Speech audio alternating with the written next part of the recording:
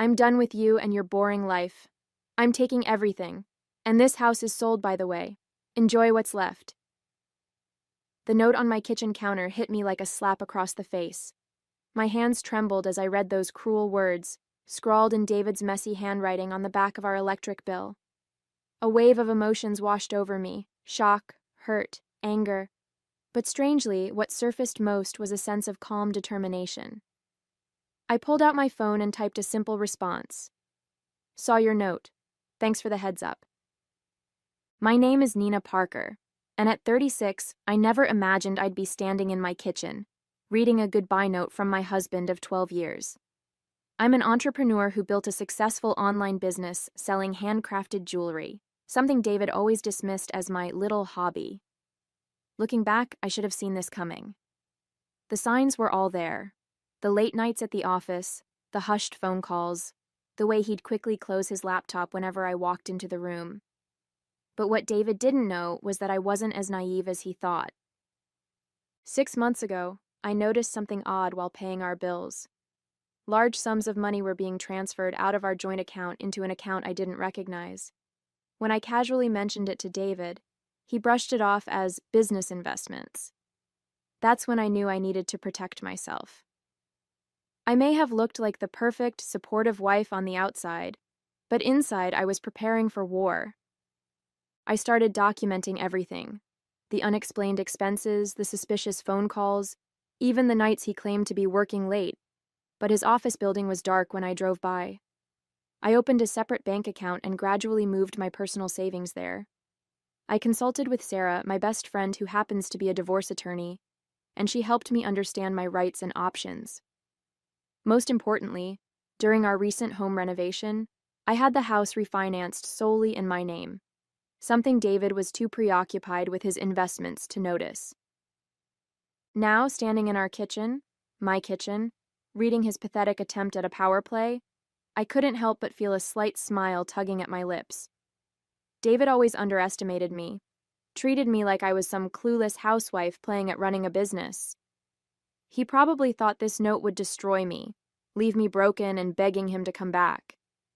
Instead, I felt strangely liberated. The pretense was finally over.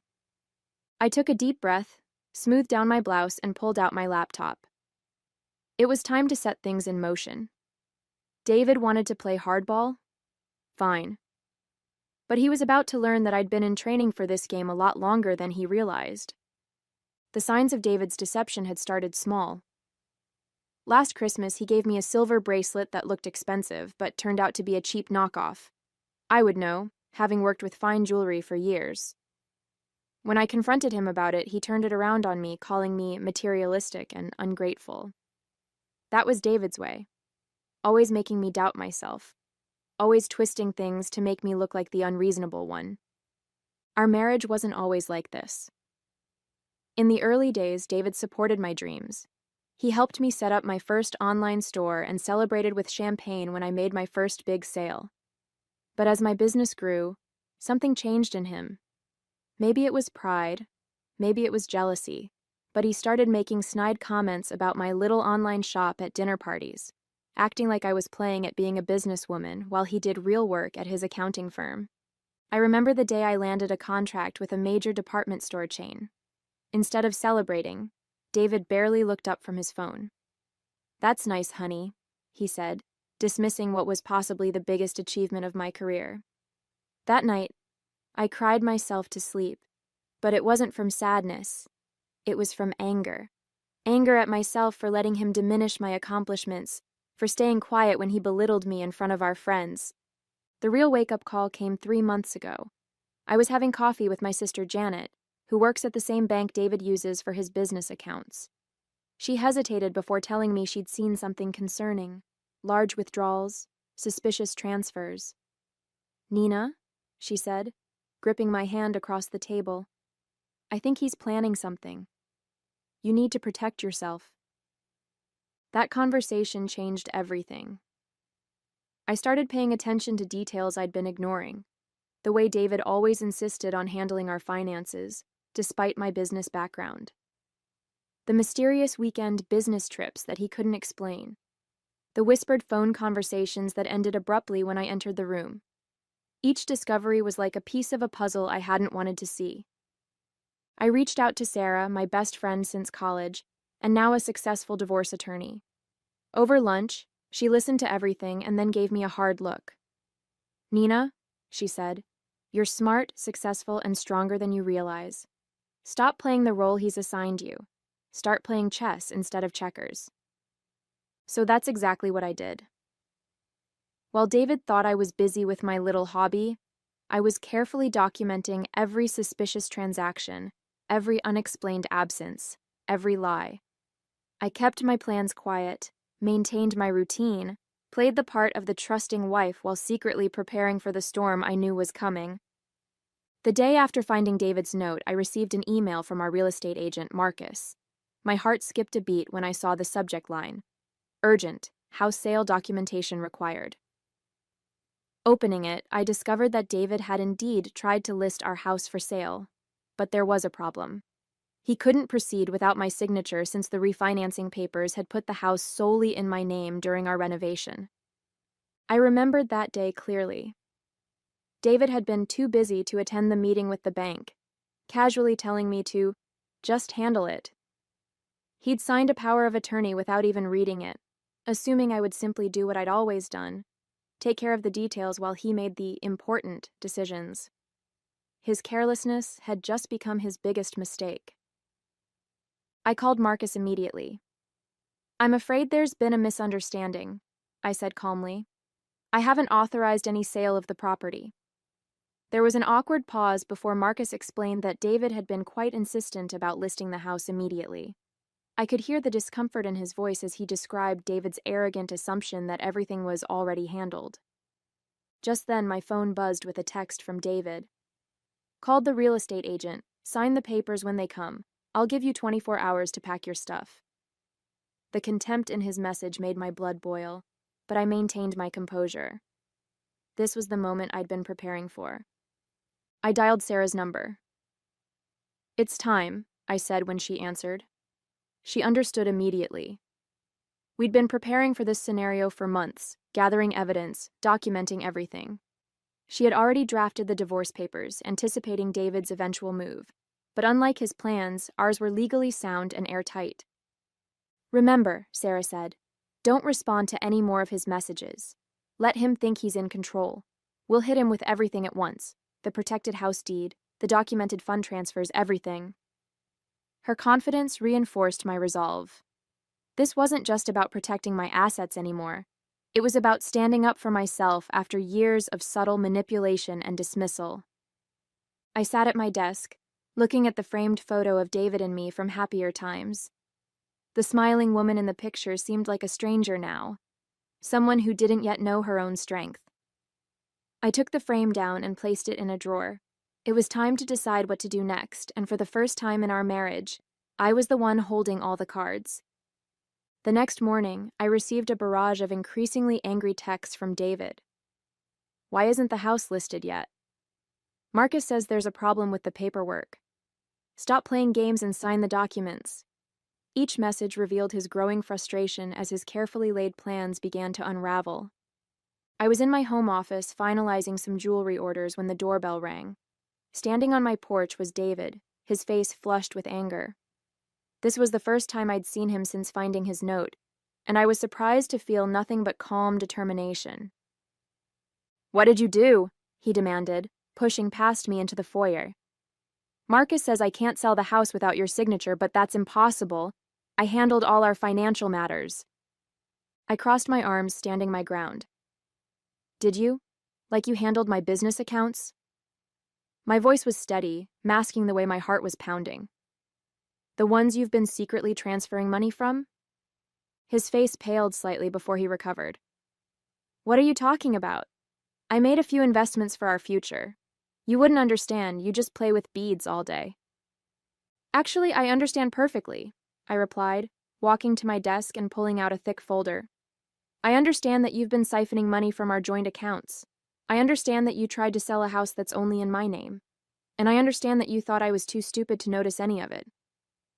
David's expression shifted from anger to confusion, then to something close to fear. What do you mean the house is only in your name? Remember that refinancing paperwork you were too busy to read? The renovation meeting you couldn't be bothered to attend? I watched as realization dawned on his face. You signed over your rights to the house. It's mine, David. Just like the business you thought was just a hobby, the one that's now worth more than your annual salary. He sank onto the couch, his arrogance deflating. You can't do this to me, he said, but his voice had lost its edge. I've already made arrangements. I have plans. Plans that required my money, my house, and my compliance, I interrupted.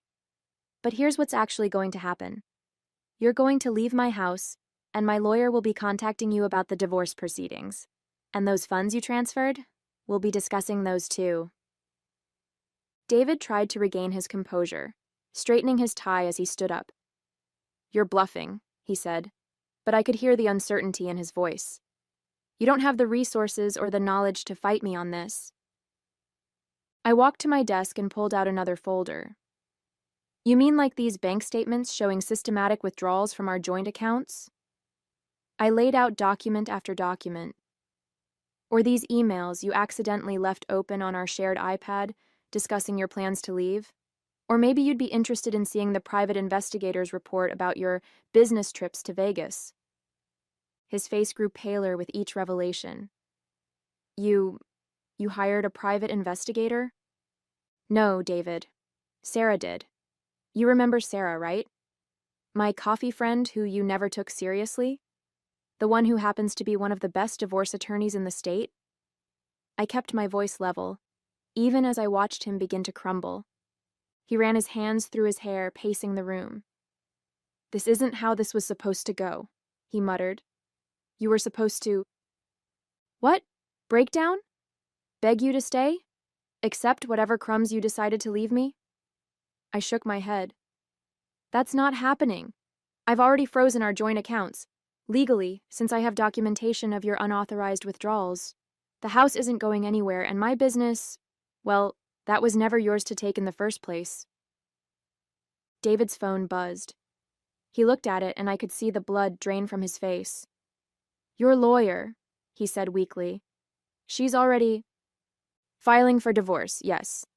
She's also requesting an emergency hearing about the funds you transferred. We have records of everything, David. Every transaction, every email, every lie. He slumped back onto the couch, looking defeated. I didn't think you'd fight back, he admitted. You always just went along with everything. That was your biggest mistake, I replied. You were so busy underestimating me that you never noticed I'd stopped underestimating myself. The doorbell rang again. This time it was Sarah, right on schedule. David looked up, panic finally setting in as he realized just how thoroughly he'd been outmaneuvered. You should leave now, I said firmly. Any further communication can go through our lawyers. I opened the front door, where Sarah stood with a professional smile and a briefcase full of additional documents we'd prepared. As David walked past Sarah, he looked like a shadow of the confident man who'd left that cruel note in my kitchen. Nina, please, he tried one last time. We can talk about this. Like you talked to me about selling our house? I asked. Or about draining our accounts? Sarah placed a gentle hand on my shoulder, reminding me to stay calm and focused. David's phone started ringing. It was his bank. Sarah had warned me this would happen. The moment our divorce petition was filed, it triggered an investigation into those suspicious transfers he'd made. I watched as he answered the call, his face growing increasingly distressed as he listened. What do you mean, frozen? He stammered into the phone. No, you don't understand. I need access to those accounts. He looked at me desperately, finally understanding just how thoroughly his plans had backfired. Sarah stepped forward, her voice professional but firm. Mr. Parker, I suggest you contact your own attorney. We have substantial evidence of financial misconduct, and the court takes these matters very seriously. David's legs seemed to give out, and he sank onto the front steps of what he now realized was no longer his home. Tears started streaming down his face. Not tears of remorse, I noticed, but tears of frustration and defeat. Everything he'd planned, every scheme he'd carefully laid out was crumbling around him.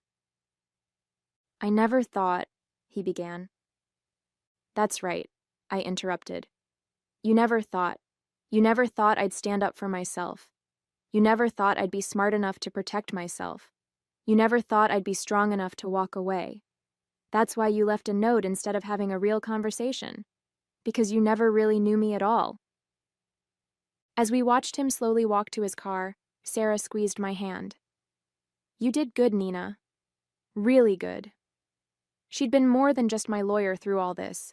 She'd been my rock, helping me find strength I didn't know I had. David's car disappeared around the corner, and I felt a weight lift from my shoulders. The pretense was over. No more checking bank statements in secret. No more documenting his lies. No more playing the role of the docile wife. I was free. In the weeks that followed, I threw myself into rebuilding my life. The jewelry business, which David had dismissed for so long, became my sanctuary. Orders were pouring in, and I was finally free to expand without hearing snide comments about wasting money on new equipment or materials. Sarah kept me updated on the legal proceedings. David had hired an aggressive attorney, but it didn't matter. We had documented everything meticulously. The judge was particularly interested in the paper trail of his financial misconduct. Those business investments he'd been making, they turned out to be gambling losses in Vegas and attempts to hide money in accounts I wasn't supposed to find. The house, my beautiful craftsman-style home that I'd lovingly renovated, remained mine.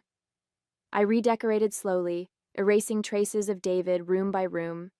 I painted the living room the deep blue color he'd always vetoed, converted his home office into my jewelry studio, and finally bought that antique workbench I'd been eyeing for years. Each change felt like reclaiming a piece of myself. My sister Janet came over often, helping me sort through years of accumulated memories. "Remember how he used to mock your little hobby at family gatherings?" she said one evening as we sorted through old photos. "Now look at you. You're featured in 3 major magazines, and he's living in a 1-bedroom apartment." She was right. The business was thriving now that I could focus on it fully. I'd hired 2 assistants to help with orders, and a major department store had just picked up my newest collection. The irony wasn't lost on me. Everything David had belittled was now sustaining me, while his smart investments had left him nearly bankrupt. My friends rallied around me in ways I never expected. Sarah, beyond being my attorney, spent countless evenings with me, helping me process everything. "You're not just surviving," she told me over wine one night. "You're flourishing." She was right. I felt stronger, more confident, more myself than I had in years. The divorce proceedings revealed more of David's deceptions than even I had uncovered. The bank's investigation found that he'd been gambling away significant sums of money for years, hiding the losses and hoping to cover them with the money he'd planned to get from selling the house. When that plan fell apart, everything else did too. One morning, I received an email from Marcus, the real estate agent. He apologized profusely for his role in David's attempted house sale and asked if I'd be interested in helping his wife choose jewelry for their anniversary. I smiled at the irony. My little hobby was now earning me respect from the very people who had once dismissed it. The hardest part wasn't the legal battles or even the loneliness. It was confronting how much of myself I'd buried to maintain the illusion of a happy marriage. I'd dimmed my light, shrunk my dreams, and doubted my instincts for years. But as I sat in my studio, working on a custom piece while sunshine streamed through the windows, I realized that I was finally living life on my own terms. 6 months after finding David's note, I attended a local business owners gala. It was the first time I'd been to a major social event since the divorce, and I'd almost talked myself out of going. But Sarah insisted, saying it was time to rejoin the world properly. I wore a black dress that David would have called too flashy, and jewelry from my own latest collection. As I walked into the ballroom, I caught sight of my reflection in a mirror and barely recognized myself. Gone was the hesitant woman who used to check with her husband before making any decision. In her place stood someone confident, someone who knew her worth. During the evening, I ran into several couples who used to be our friends. Most had heard about the divorce through the grapevine, and their reactions were telling. The wives especially seemed different around me. More open, more real. One of them, Barbara, pulled me aside and confided that my story had given her the courage to look more closely at her own marriage. "When I heard how you handled everything," she whispered, "it made me realize I don't have to accept being treated like I'm stupid just because I chose to start my own business instead of staying in corporate law." The gala was also where I first met James, a widowed artisan who crafted custom wooden jewelry boxes. We talked for hours about craftsmanship and running creative businesses. He looked at my work with genuine interest and asked intelligent questions about my techniques. Not once did he call it cute or dismiss it as a hobby. It wasn't romance, not yet, but it was a reminder that there were people who could see me for who I really was. David tried to contact me a few times, especially after the court ordered him to repay the money he'd taken from our joint accounts. His messages swung between anger and pleading, but they didn't affect me anymore. The last time he reached out, he actually apologized, not for the note or the attempted theft, but for not appreciating what we had. I didn't respond. Some chapters are better left closed. My business continued to grow. I expanded into teaching jewelry-making workshops, something David had always said would be a waste of time. The classes filled up immediately, and watching other women discover their creativity became one of my greatest joys. Many of them shared stories similar to mine, of dreams put on hold, of talents dismissed, of potential buried under others' expectations. The house that David had tried to sell out from under me became a true sanctuary. I hosted monthly gatherings for local female entrepreneurs, turning my restored dining room into a place where women could share their challenges and celebrate their successes. The room that once echoed with David's dismissive comments now rang with laughter and encouragement. Looking back on that morning, I found David's note. I realized it wasn't the end he intended it to be. It was the beginning I needed. The woman who stood trembling in that kitchen, reading his cruel words, could never have imagined how much stronger she would become. Every tear I shed, every night I spent poring over bank statements and legal documents, every moment of doubt and fear, they all led me to where I am now. My jewelry business has expanded beyond anything I could have dreamed. We're now shipping internationally, and I've been featured in several major fashion magazines. The little hobby that David scorned now employs 8 people and has a waiting list for custom pieces. But more than the business success, I'm proud of the woman I've become. The other day, I found that note from David, tucked away in a drawer. Reading those angry words, "I'm done with you and your boring life," made me laugh out loud. My life is anything but boring now. I'm traveling to artisan fairs across the country, teaching women to create and value their own work, and building a community I never knew I needed. Sarah often tells me I should write a book about my experience, but I think I'm telling my story in a different way, through the strength I show other women who are where I once was. Every time I share my journey at my workshops, I see recognition in someone's eyes, and I know they're finding their own courage to stand up for themselves. Sometimes, when I'm working late in my studio, I think about how differently things could have turned out if I hadn't prepared for the storm I sensed coming. If I hadn't listened to my instincts, documented everything, and quietly built my safety net. David's note could have devastated me. Instead, it liberated me. Last week, I received a letter from David's sister, telling me he's still struggling to rebuild his life. She said he finally admitted to her how much he regrets underestimating me, how his arrogance cost him everything. Part of me hopes he's learned something from all this, but I no longer feel responsible for his growth or happiness. My life has taken a direction I never could have imagined while married to David. The house he tried to sell out from under me has become a home for creativity and empowerment. The business he dismissed has become a source of inspiration for other women, and I've become someone I'm proud to be. Strong, independent, and unapologetically successful. Yesterday, a young woman in one of my workshops asked me if I ever regret how things ended with David. I showed her the simple silver ring I created for myself after the divorce was finalized. Engraved inside are the words, "Trust your strength." Because that's what this journey has taught me. We are all so much stronger than we know. Sometimes it just takes a cruel note on a kitchen counter to help us discover it.